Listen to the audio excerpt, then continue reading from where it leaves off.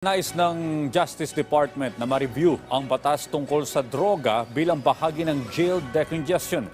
Pero paglilinaw ng ahensya na hindi pagpapahina ang proposal sa kampanya laban sa illegal drugs.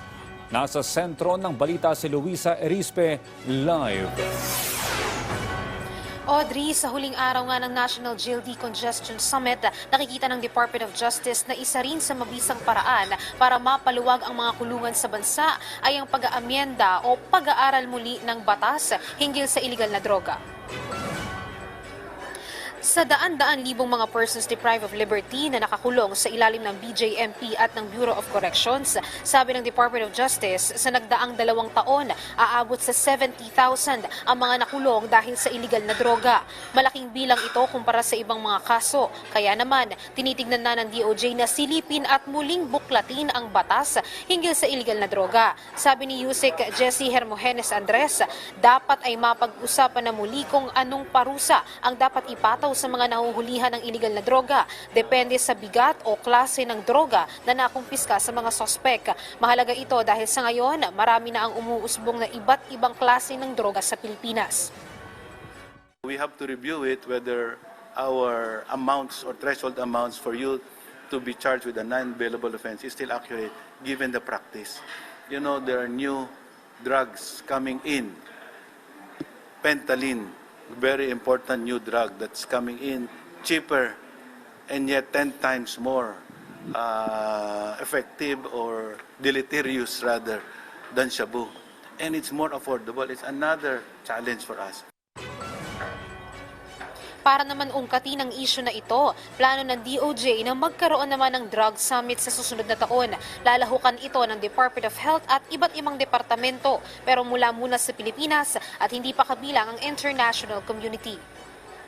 In the last 2 years, 70,000 people were incarcerated, charged with drug offenses.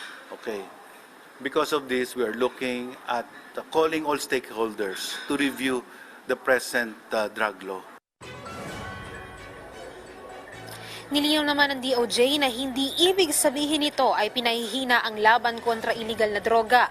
Bagkus ay mas pinabibilis lang ang pagbibigay ng sentensya at pinalalakas ang mga kasong isinasampa sa korte laban sa mga persons deprived of liberty. Samantala, isa naman sa pangunahing solusyon ngayong taon ng DOJ para mabawasan ang congestion sa mga kulungan ay ang pagtutulungan ng Philippine National Police at ng mga piskal sa pagbuo ng matitibay na kaso bago ito isampa sa korte. Patuloy naman itong paiigtingin ng DOJ dahil nakita nila na epektibo ito. Katunayan, nabawasan na ng 20% ang mga kasong isinasampa sa korte. Hirit naman ng DOJ, hindi ito kawalan ng hustisya sa mga biktima sa mga kasong hindi na isasampa, kundi mas maayos at sistematiko lang ang pagbibigay ng tamang hustisya. We're trying to correct the situation where law enforcers are gathering evidence without the guidance of prosecutors. There are so many mistakes in gathering evidence, and in fact, there are some wrong practices that needs to be corrected. A weak case that is filed this court will not attain justice. We are not dismissing a weak case, but we will build up this case.